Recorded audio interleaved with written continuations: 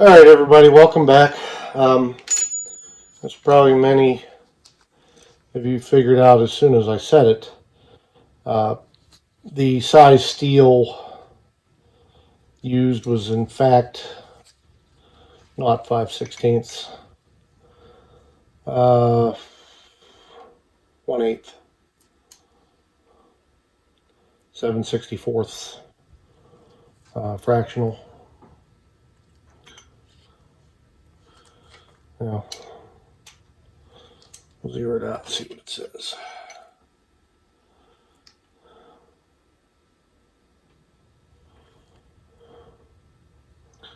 Seven 64ths.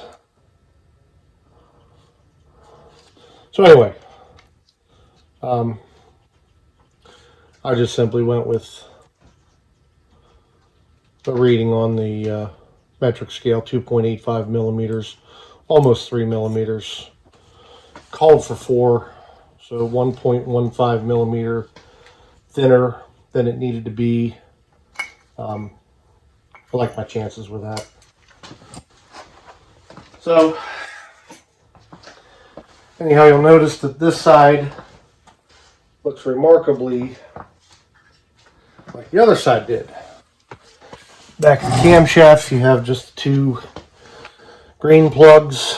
Take your pick, shove it into the center of the hole, break through the rubber, and just simply use it to pry out. If you look on the inside, it looks like there's a little brass metal washer in there that if you get dead center in the middle of it, you won't have any worries about having to drill through that metal or do anything fancy to remove the plugs. Just it will pop right through and come right out. Again, same thing this side.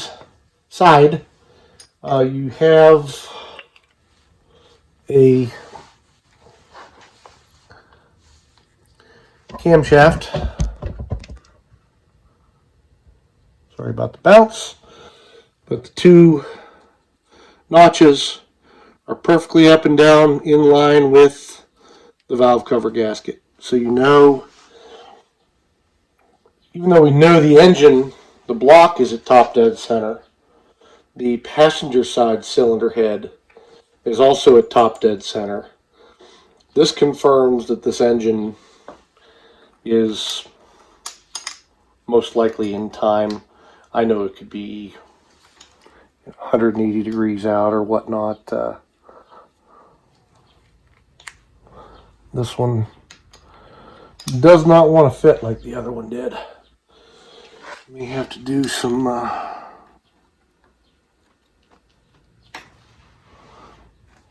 slight modifications on it.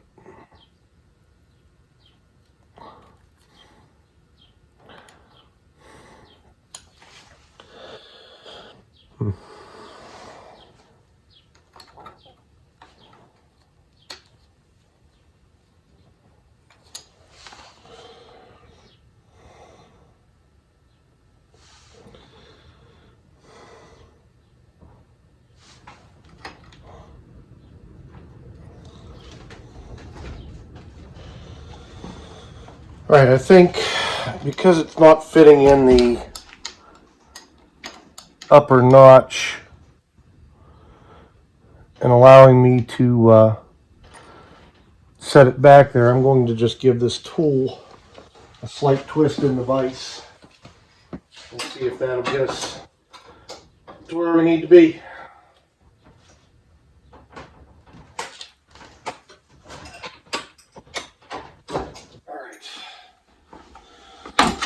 Ever so slight twist. Look at that. That gets us to where we need to be. Now, the only thing I did preliminary to starting these videos was I did make sure that these bolt holes were cleaned out and the thread pitch was all right where it should be, just so that obviously because I'm running a 3-inch long bolt through a hole that needs a 1/2-inch long bolt, but also to make sure you didn't have to sit there and watch 20 minutes of me working a bolt back and forth to get it tight. Anyhow,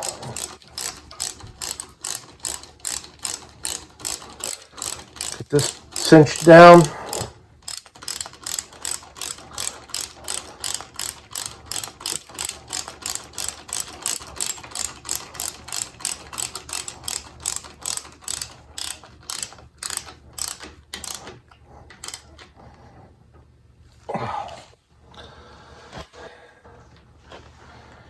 And that appears to be in lock position.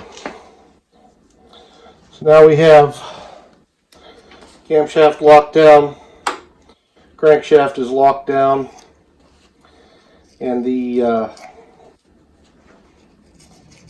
camshaft on the other side is also locked down. We have an engine that we could not roll over if we wanted to.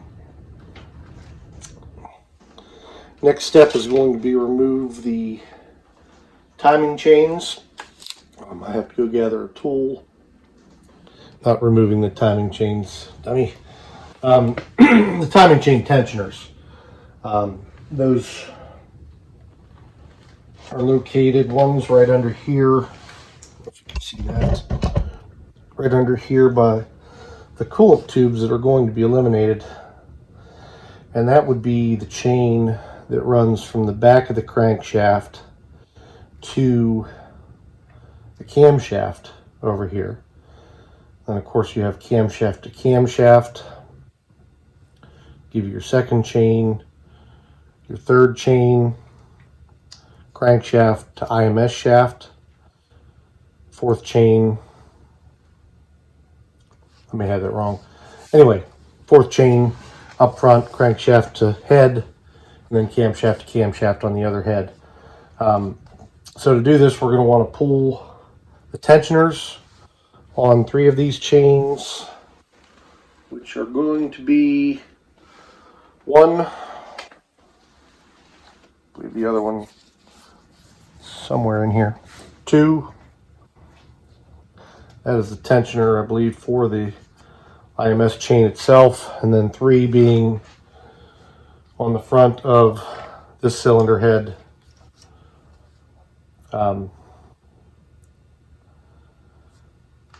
Just like this one is. And my understanding in the car, this front one is the hardest one to get to. Again, I've never done one in a car, so I'm not sure whether that's true or not.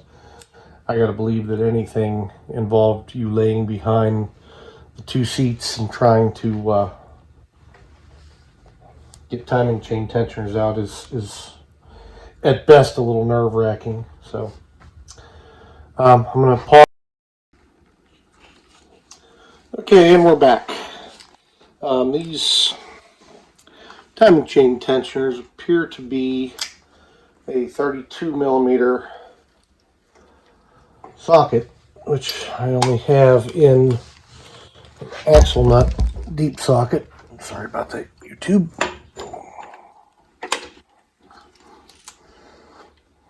So we will try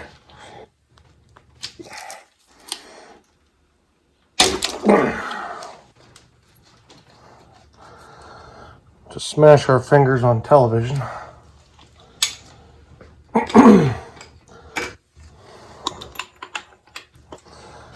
And you're going to want to have something underneath when you remove this tensioner, as you should get some oil out of it when you do. Now, another thing I like to do when I'm doing something like this, because as with anything in life, you don't know when you're going to get distracted and you're going to get pulled off the job and not get back to it for a while. So I like to label everything. Probably can't read my chicken scratch, but it says crank IMS Set that aside and do likewise with the other two. I really didn't get that much oil out of that one. Hopefully that's the case on all of them, even though I don't think this engine has seen oil in quite a few months. So it should be fairly drained down. Again, we're just doing the same thing.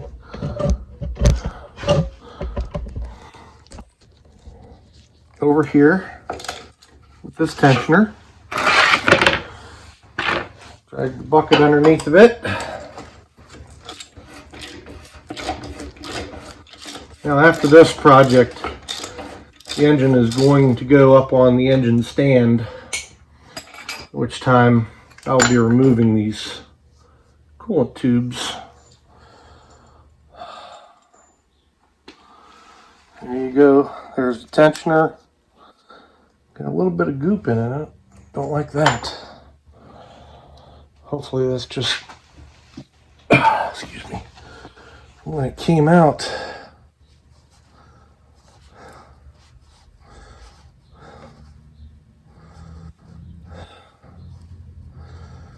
Yeah, I don't like that at all.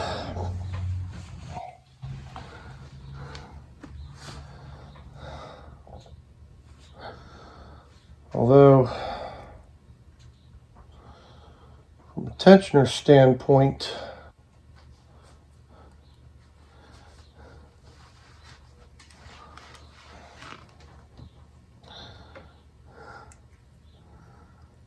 it just looks to be galled up for some reason, but it's not in an important area of the tensioner. We'll probably end up replacing this one, I would think. So throw that in the bag. Actually, I believe the tensioners are the same between the 2.5s and the 2.7s, so I probably have a usable tensioner in the storage bin somewhere. So we're going to pick up and go to the other side and take the third timing chain out, and we'll be ready for removal of the IMS. Back in a minute.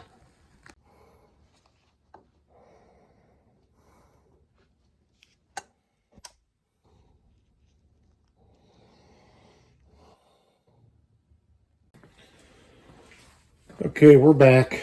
A little technical difficulty, as they say, in removing this timing chain tensioner. Nothing with the removal process was very hard. It's in great shape. Was able to extract it using my metric crescent wrench through this little opening here, which didn't give you much room, but it made it so I did not have to remove this power steering line to gain access. I don't know how difficult that really would have been. There's just a bracket with 2 bolts here. Probably could have been fairly simple, but thought I'd try it that way before I did anything else. Clearly I got it out, which is the goal. So we'll put it here with the other ones, and ready to remove the IMS bearing. Now, again, to review, we've got camshaft held in place. On the front, we have the crankshaft pin in, and we have the camshaft on the front of the passenger side. The holding tool, identical to that one, installed with the same 3-inch long bolt that I know I'm going to get crucified for using online, but it's what I had, and it was another 20 minutes to run to the store to buy a shorter bolt or hacksaw these ones off and run a thread chaser on them and blah, blah, blah, blah, blah. Just figured the hole goes all the way through. You just may as well use the whole bolt. So I'll put you up in the cradle again here, and we will begin process of the removal of the IMS bearing. in just a moment.